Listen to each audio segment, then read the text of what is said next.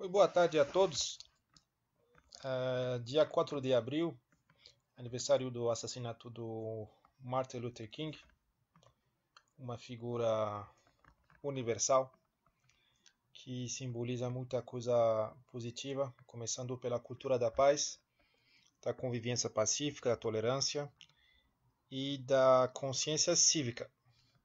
É uma mensagem do Martin Luther King para todos nós, não importa a cor, a confissão, o mundo nos pertence e não podemos deixar as pessoas com más intenções fazer política no nosso lugar. Acho que é uma das mensagens mais fortes e impactantes do Martin Luther King é que o mundo nos pertence. A gente é responsável pelo mundo e todos estamos no meio político. Não podemos ficar fora do meio político, porque se isolando, ficando na apatia, outros fazem si política tomando decisões para nós. Essa é uma grande lição do Martin Luther King. A biografia do Martin Luther King não é novidade. As mídias vão relembrar os fatos chaves da vida dele. Família burguesa do sul dos Estados Unidos.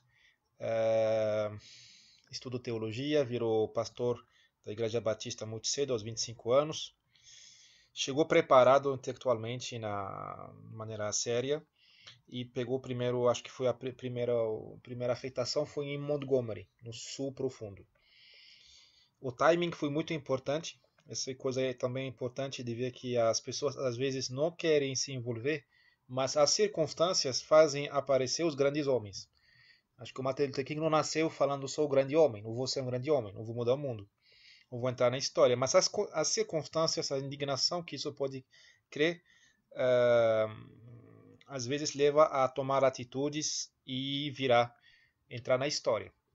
Óbvio que o preparo do Martin Luther King ajudou ele a ter o carisma e as ideias e a capacidade de formalizar propostas concretas com presidentes americanos e com a sociedade americana. Que o Martin Luther King ele convenceu tanto dentro da comunidade negra, ou dos negros americanos, também fora. Isso é a força dele. O Martin Luther King ele morreu assassinado em, acho que foi em 67, 68, desculpa, claro que isso é 40 anos, que passou 40 anos, e na varanda de um pequeno motel americano. Quem o matou, enfim, ele confessou no primeiro momento, depois falou que não foi ele, mas pegou prisão perpétua. Quando morreu Martin Luther King, ele já era muito fragilizado, mas ele teve uma grande resiliência. A luta continuava, mas não é o Martin Luther King dos anos 64, 63, ou até o Martin Luther King dos anos do Kennedy. Kennedy, que morreu em novembro de 63. Ele recebeu 2 golpes muito fortes, não diria letais, mas perto de serem letais. Primeiro foi a manipulação do FBI, que entregou a esposa dele, a esposa do Martin Luther King, fitas com cenas eróticas, enfim, que o Martin Luther King traía a esposa. Ele tinha várias amantes, ele viajava o tempo todo, e os hotéis onde ele ficava eram todos grampeados pelo FBI. Então o FBI entregou essas fitas sonoras para a esposa dele. Então primeiro crise forte no casamento, abala qualquer um. O Martin Luther King é um ser humano e foi abalado, mas ele continuou a luta apesar desse golpe baixo e das implicações dele, ou seja, a mensagem que o establishment mandou para ele, uma parte do establishment, não vamos recuar em frente a nada, não vamos recuar. Esse primeiro golpe vai ter outros, e o outro foi assassinato. O segundo revés, digamos, a segunda dificuldade mais grande na vida do Martin Luther King foi a briga e afastamento com o presidente americano, Lyndon Johnson. O Kennedy, como falei, morreu em novembro de 63, sem ter tempo de aprovar as leis que entregaram os direitos civis civil rights aos negros americanos. Então, quem fez isso foi o Lyndon Johnson, o vice-presidente. Acho que o Lyndon Johnson foi homem do Texas. um democrata do Sul. Se acredita que ele foi professor de primária, eu tenho que verificar, mas ele não é um membro não vem de família rica, é um homem do povo, e ele entregou essa civil rights. E se sentiu traído pelo Martin Luther King quando esse começou a criticar a guerra do Vietnã. 66, 67 por aí, começou a criticar fortemente, mas veemente a guerra do Vietnã. Por vários motivos, talvez ele acreditava nisso, concordo, eu acredito que ele de verdade achou que era uma guerra desnecessária, uma guerra de opressão, mas também foi por cálculo político, porque grande parte do mundo progressista americano, até dos americanos, digamos, do mainstream, tinha muitas dúvidas em relação a essa guerra no Extremo Oriente. E teve outro motivo, que é que a boa parte dos soldados eram negros, porque quem fazia faculdade tinha uma situação similar a essa de estudante, ele podia se evadir, não servir. E os negros, por vários motivos históricos e tal, eles não tinham como escapar ao dever militar e eram sobre-representados na linha de frente, numa guerra que foi terrível para a infantaria, porque apesar das imagens que a gente está vendo na televisão, não foi somente uma guerra de bombardeios, foi uma guerra de companhias de Marines, de infantes de marina. Então é gente que anda a pé, que acima de mina, que cai em armadilha, enfim, uma guerra muito dura. O que importa aqui é que o Lyndon Johnson se sentiu traído pelo Martin Luther King e entrou na liga dos adversários, dos inimigos do Martin Luther King. Podemos falar, eu falo que talvez foi o erro o Martin Luther King se ter afastado assim do Lyndon Johnson. Claro que o Lyndon Johnson saiu do poder, ele não se reelegeu, não quis se reeleger, mas ainda assim, ele perdeu um apoio forte no Partido Democrata e perdeu gente que talvez teria protegido ele, a vida dele e o combate à luta dele, que é uma luta extraordinária. Porque frente ao Martin Luther King tinha outra ala do movimento negro, que eu diria chamaria de Black Power, que o movimento de consciência negra, mas de consciência negra com violência. Não é a linha do Martin Luther King, que é de uma sociedade multirracial, onde todo mundo... Aquele I Have a Dream. Aquilo lá não. Aquele discurso dele no Washington é um discurso de uma sociedade multirracial de coesão, de concórdia. A linha do Malcolm X, das Panteras Negras, do Stokely Carmichael, é uma linha de confronto. É perca total de esperança nos brancos, na sociedade branca, como eles chamavam, e armamento, treinamento para uma resistência político-militar à sociedade branca. Eu li recentemente o Black Power, o Poder Negro, um discurso do Stokely Carmichael, um rapaz ultra inteligente, muito interessante, que liderou as Panteras Negras, e as palavras dele são muito claras. Ele fala que somente tolos podem acreditar numa luta pacífica, à la Gandhi, contra a sociedade branca. Ele falou que os brancos americanos, norte-americanos, recompensam com status, respeito, acesso à mídia, bens materiais, qualquer negro que vai fazer uma oposição pacífica, à la Martin Luther King. E essas palavras são muito perigosas, porque o impacto político e militar disso é imenso. Mas essa é uma visão que prosperou a partir do meio dos anos 60, porque os direitos civis não foram suficientes para acabar com as injustiças que afetavam a população negra americana. Uma sendo o Vietnã, como falei, mas também a extrema pobreza nos guetos urbanos, como o gueto de Watts, em Califórnia, em LA, que quase foi todo queimado em 65, agosto de 65. Eu aconselho ler muito o Stokely Carmichael, um rapaz muito inteligente, brilhante, se afastou do pensamento do Martin Luther King, apesar de eles se frequentaram. Eu não concordo com o que ele falou, mas eu vejo isso de longe e tenho uma outra visão das coisas. Assim, não sou americano, mas vale a pena ler porque é um período histórico muito interessante e são pessoas que leram muito. Ele cita o Camus, Albert Camus, cada página. O Frantz Fanon, que é um excelente intelectual francês, negro, nascido acho que na Martinique, no Caribe francês, e que foi um psiquiatra. Ele foi um dos primeiros a entender que o próprio racismo ele cria doença mental na vítima do racismo. Doença mental, ódio de si, ódio tudo que é ligado à identidade africana, transtornos e que são doenças sociais que são aninhadas em cada pessoa. E bom, enfim, Frantz Fanon ele teve uma história extraordinária, morreu morreu em 61 de doença, mas ele impactou muito esses americanos que, como Stokely Carmichael falou, a gente não quer mais o Rousseau, não quer o John Stuart Mill, a gente não quer os grandes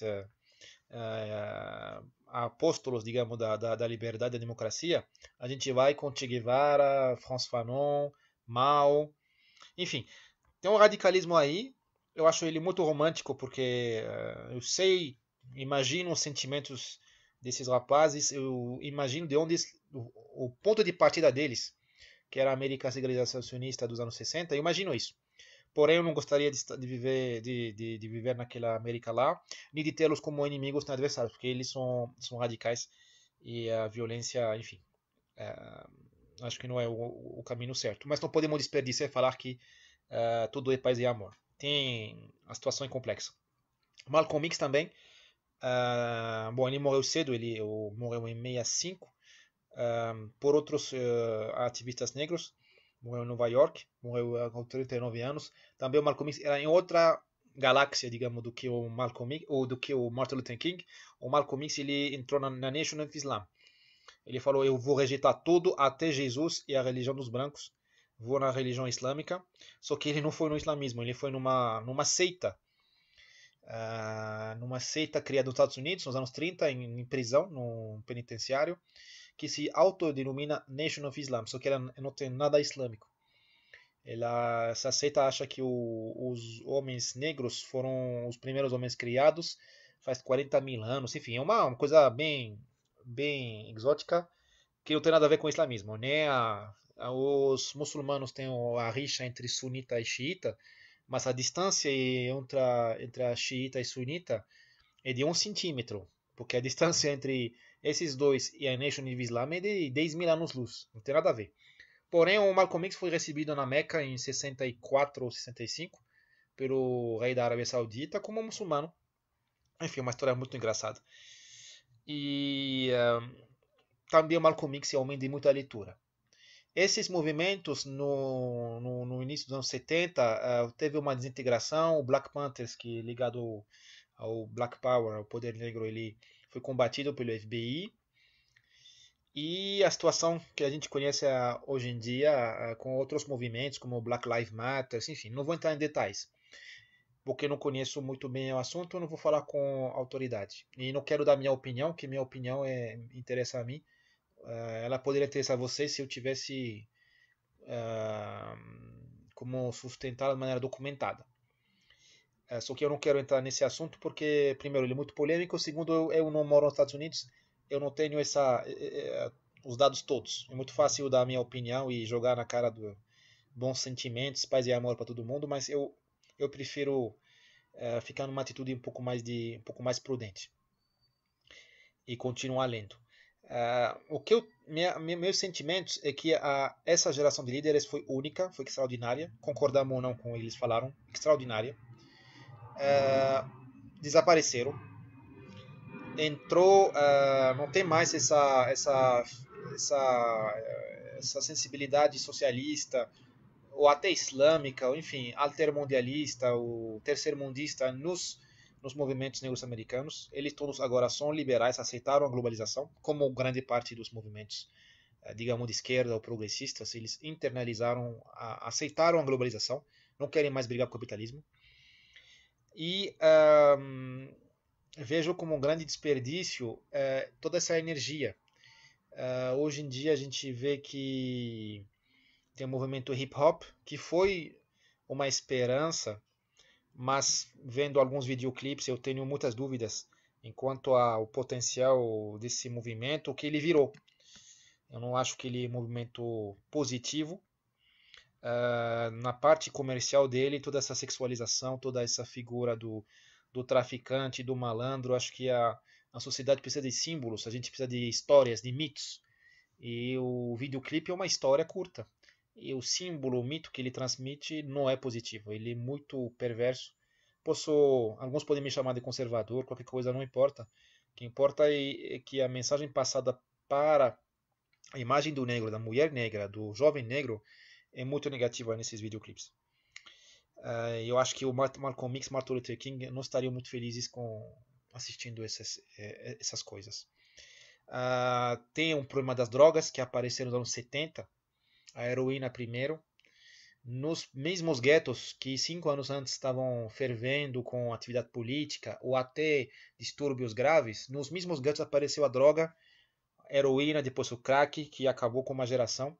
E hoje em dia tem a problemática do encarceramento em massa nos Estados Unidos.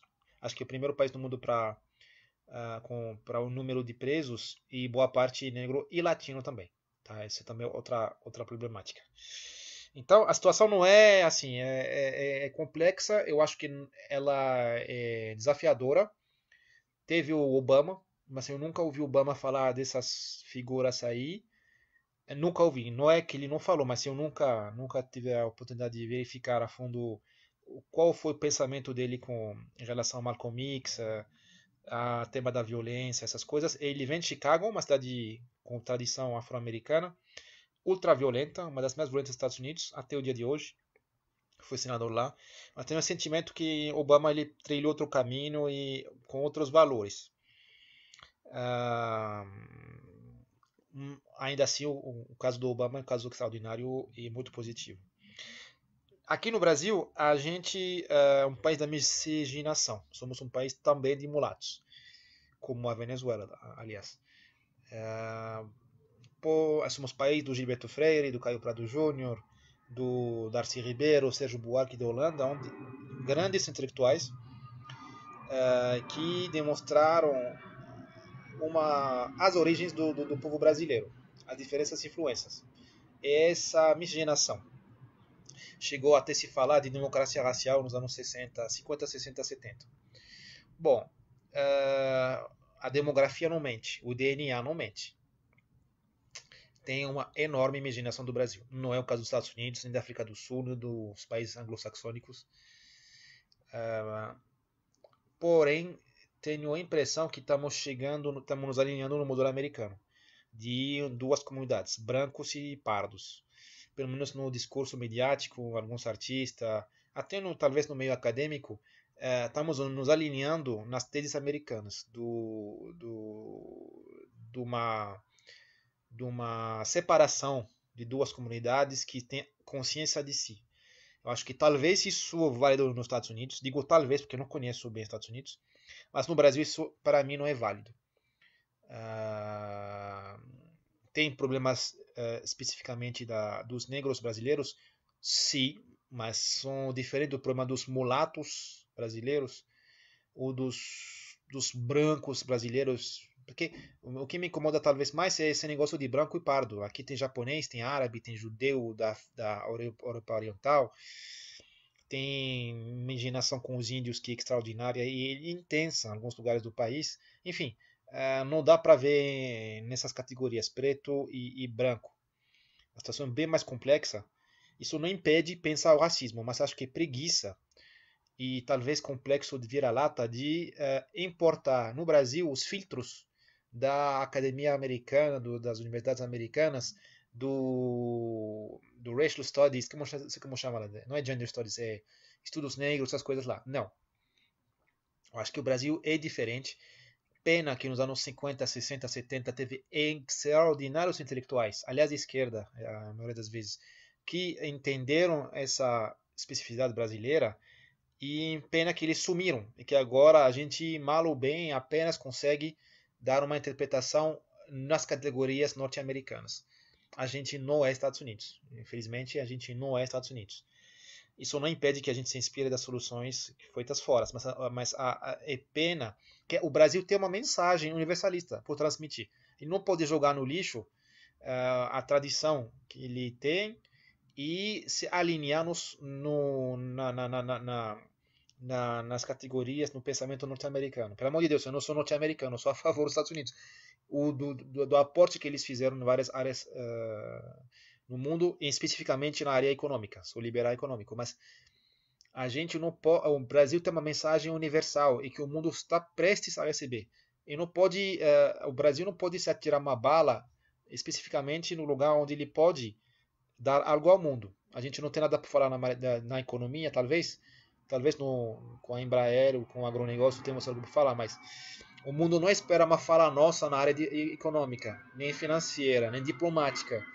Mas o mundo espera algo da gente na área da tolerância religiosa, na área racial, demográfica, das migrações. O Brasil tem uma história por contar, tem uma influência por exercer. Aí o mundo espera um discurso do Brasil, mas o Brasil ele está desperdiçando isso. Essa é a minha humilde opinião. Muito obrigado. Leem os discursos do Martin Luther King, que são excelentes inspirações. Obrigado.